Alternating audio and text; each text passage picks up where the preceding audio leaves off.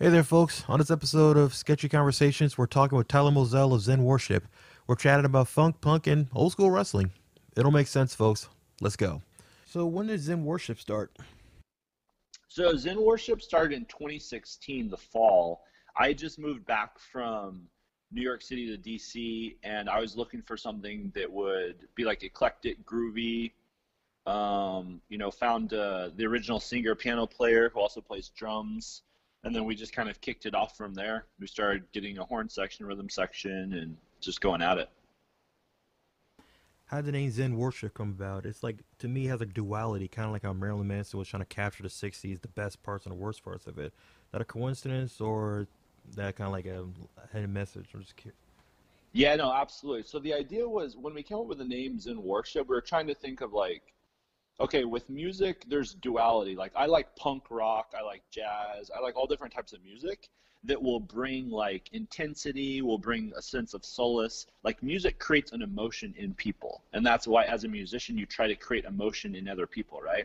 And at the end of the day, like we want our music to communicate a sense of zen or bring people to like a feeling of zen, but you sometimes you have to do so through like the means of intensity, or like that's why we have the worship element, but it also reflects like a broader reality of life. Like there's pain, suffering, war, there's peace, there's tranquility, and all these things are going at each other simultaneously. So we thought it made sense to try to like come up with a name that communicated that duality of life basically in music.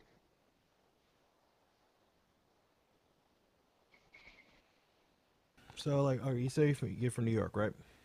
Well, I lived in New York for a while before I moved back from DC. I'm originally out from Utah and California.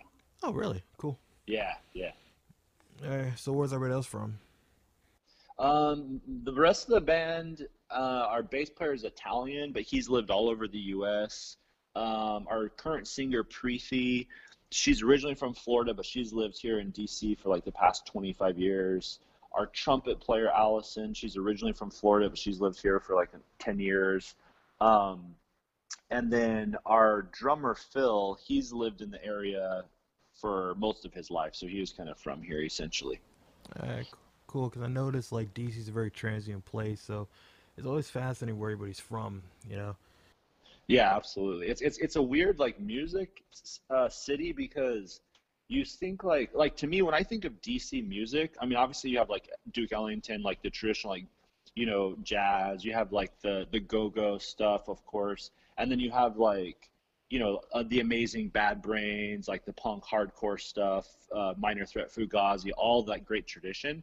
And it's fascinating because when you look at the history of those musicians and their bands, they were all like friends from the area, and they came up from the area. So it's very odd to me when other like musicians who aren't from DC are trying to connect with people to make a band, because like yes, it's great to have like the same musical sensibility to create a band, but there's nothing that replaces like having a deep long connection with your friends, and then music grows out of that. But it's very hard to do that in DC. So it's like we're all trying to do what we can if we're not like from the area to connect on that level. You know what I mean? Oh, totally. Like I've always felt like you can tell when people are playing music together and if they know each other for a while. Absolutely. And you can also tell like did they come up on the same type of genre, the same type of influences, the same type of feeling. Like I remember I watched a video of you playing and you guys were doing a cover of a Death song, I think. Yeah, I apologize to my eyes. Yeah. Yes, which is one of my, I mean, Death's one of my favorite punk bands, one of the, I mean, the unforgotten heroes of punk in American history. But like when you guys were playing it together, you had a vibe like you all loved Death, you all loved their message, what that song was about, and it had like a natural connection to it, you know? I mean, that's the cool thing of music when you can get to that point. It's very hard, but it's ideal. You being from all over and everything, what do you say the difference music scene wise, like here and where you've been also? So the big difference I've noticed about DC, that I think that makes DC stand out, that's unique, is the international element that comes into the music here.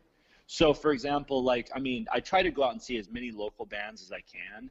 Um, But for example, like, one of the local labels here, Electric Cowbell. I don't know if you know like Jim Thompson who runs that, and he's in kind of this dance punk group, Time is Fire, and they have like a singer from Iran, and yet their music is like this dance punk, noise punk, and it's very international, right? And he actually, the reason why I'm bringing this up is he got us the first gig from Zen Warship when we played at Bossa Bistro up in Adams Morgan. And I was really interested in the stuff that he puts on, because he puts on all different types of shows. But he looks for like this very international flavor of music, and I think that DC represents that. I mean, obviously it's an international city with the politics and whatnot, but the musically, like you can go and listen to some really cool Ethiopian jazz here. You can listen. I mean, go-go of course has like really interesting like Afrobeat roots underneath it, and there's just all this different type of stuff. Whereas like when I was young growing up and I lived in Utah, I was really into punk rock and hardcore because it was like anti-establishment. And I grew up, Utah's a very religiously conservative state because of the Mormon church. And I wasn't really into that. And I was into skateboarding and like whatever. And so music for that was like, that reflected that subculture, right?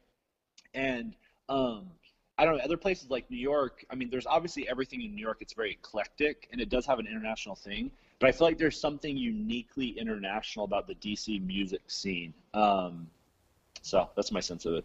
For years, I noticed this kinship between like punk and funk. Actually, since both our bands have that. Here's the thing: I can't figure out what the connection is, but maybe I have like a better view on it. Like, what are your thoughts on that?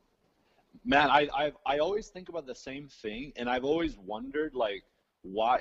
I don't know why, but I've always loved punk music and funk music. And I think like when I first started hearing um, uh, the Minutemen, the California punk band, if yeah, like so if you listen to the Minutemen, you listen to the guitar and the rhythm, and if you basically slow the tempo down of the Minutemen by 30, 40 BPM, you can get like a soft funk song. It sounds really strange, but like, and so basically like some of that early punk rock, they were taking, I don't know, I just feel like there's this like sense there where like the punks were like taking it harder and faster and more intense, and funk was just trying to make it like dancey and sexy with like disco and stuff. Um, but like I don't know, other bands that I would listen to, like Chili Peppers, of course, like Blood Sugar Sex Magic album, where they would add that like punk funk mixture. One of my favorite bands, they're some people call them jazz punk or whatever, is Defunct. I don't know if you've checked them out before. Yeah, and like that intensity that they play with, but it's so danceable. Um, I don't know if it's like an energy that comes from funk and goes into punk or what it is, but there's a really cool overlap there. Yeah, because I was thinking when I first heard, I was listening to Zen Worship. I'm like, okay, one of them, if not you, had to be into no wave or something like that. Like Yeah, I'm like, yeah. there has to be like, okay, I wonder if anybody, if they've heard of James Chance and the Blacks, or if they heard like DNA or somebody like that, or they have the no new wave comp. I wonder if one of those guys have that.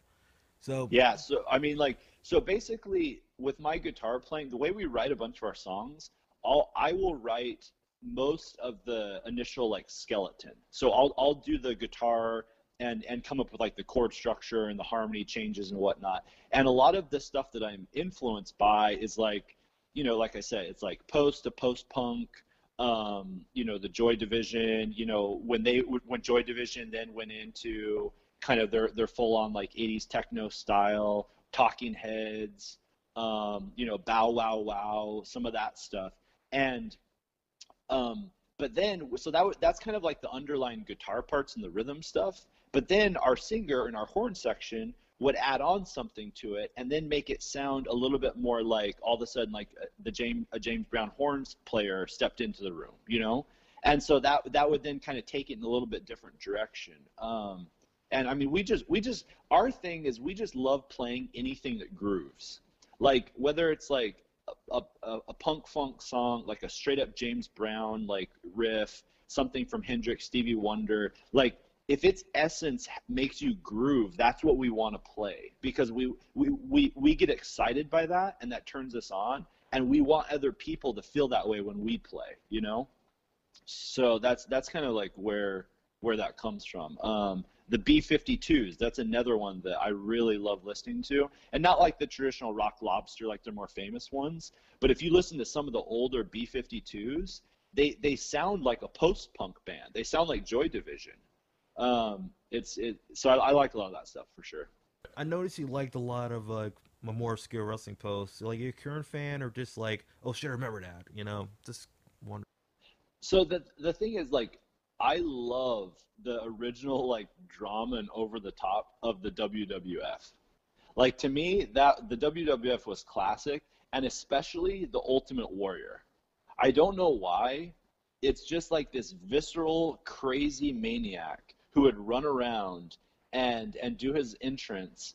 Um, and then, but when I revisited him later on, he would communicate, like he had this like Native American spirit guide that kind of helped develop his character as the Ultimate Warrior, right? And and I love that he tried to reach back into like an American, like Native American tradition and like look back at like what he could pull out that would be kind of interesting and also kind of subversive as like this, like, you know, the ultimate spirit warrior has come back to be reincarnated and is going to destroy everybody. Um, and there was like something powerful of that. But the thing is, I think like part of the reason why I like that is there was just like such intensity, such passion that he brought to it, and it's the same thing why I liked like punk rock. There is such intensity and passion that like a natural person brings to it, or like funk with James Brown, they bring to it. You know what I mean? Like, so to me, it's not about the wrestling per se as like an industry and a thing, other than it's kind of like a dramatized circus show, which is kind of fun in and of itself. It's more of like when you have like somebody who takes it to an art form, which I think are like those performers, it's just funny, man, and it's just like I don't know, it just like it speaks to me in some weird way, and people always be like, well, but you know it's not real. It's like, yeah, it's supposed to be an archetype that you're participating in to enjoy like a higher cause and to bring the audience to a higher state of consciousness and like enjoy it together. That's the whole purpose of it. It's hilarious, but it's fun. Exactly. Like, you know, I was like, nobody's thought it's been real. People have known it's a work since 1992, and then they reminded you back in 1997, and also that special on NBC exposed Wrestling's greatest secrets. So we already Right, know, Chief. You know, right, we're right, all right. aware. And that was the thing about it was like that was the fascinating way 80s wrestling, right? You had two schools of thoughts, like the Southern stuff, like in NWA, you know, which and also in the WF stuff doing up north, right? And there's always like a Mm-hmm. dare I say civil war kind of thing, right? Where like the Mm. guys of a Jim Crockett promotion try to basically promote it like a authentic sporting event, which okay, you know, I'll put it this way: it's like yes, you're not supposed to get hurt, but shit happens. But Right, like in right. WWF, because they kind of felt like, you know what, fuck it, let's have fun with this, you know. But yeah, Ultimate Mm-hmm. Warrior to me, he was almost like that's what '80s metal looked like to me. Exactly. I mean, it was just like another aspect of the 80s culture, but in wrestling. But I mean, the fact that he brought it back to the Native American spirit warrior, when he died, there was this quote that went out about him that I can't remember if his like wife passed on or somebody said about him, where it's like, you know, you've lived your life and you've given everything you can as the warrior spirit, and you go out fighting. And like, so he even played up his character throughout his life before he died. It was like his professional identity. And I just find something so fascinating in the psychology with wrestlers. I mean, there's a whole thing of like why actors become actors. They put on these different masks, da da da da. But like with these wrestlers, they take on this one persona for quite a while, right? It's like you're playing a TV series for like 2 decades or 3 decades or something. And so it's just strange that they take on this one character that they love so much. I mean, Hulk Hogan, like he's like a part of American culture, and it's like this weird like muscular like masculine like California blonde dude. You know what I mean? Like it's just kind of a weird like psychological trip. These people love it and they go on and perform. I noticed Zen Warship has a show coming up, and I'm trying to figure out how are y'all like rehearsing during an era of social distancing. Yeah, so we are lucky because our bass player has a big backyard. And so we go outside, we all wear masks, we stand, 6 to 8 feet away from each other. Our singer like stands like, 15 feet away from us. And we keep the amp noise relatively low. We play on like a Saturday night, so like the neighbors aren't too pissed off. And basically our idea is like right now, if we can play outside and still do some of that, we can keep up like a bit of practice for these live shows that are outdoors. But at the same time, we're pulling together our first debut album, and it's kind of in the final stages of being mixed and mastered. So we're going to release that sometime this fall. It will be out, and then we're going to start writing new music for our second album. So we have a couple different things that we're trying to focus on to stay busy during COVID, since we can't play shows consistently, nor do we want to, because we don't want to, it has to be under the right conditions to bring people out and to convene people, like I said. So Great talking to you, Tyler.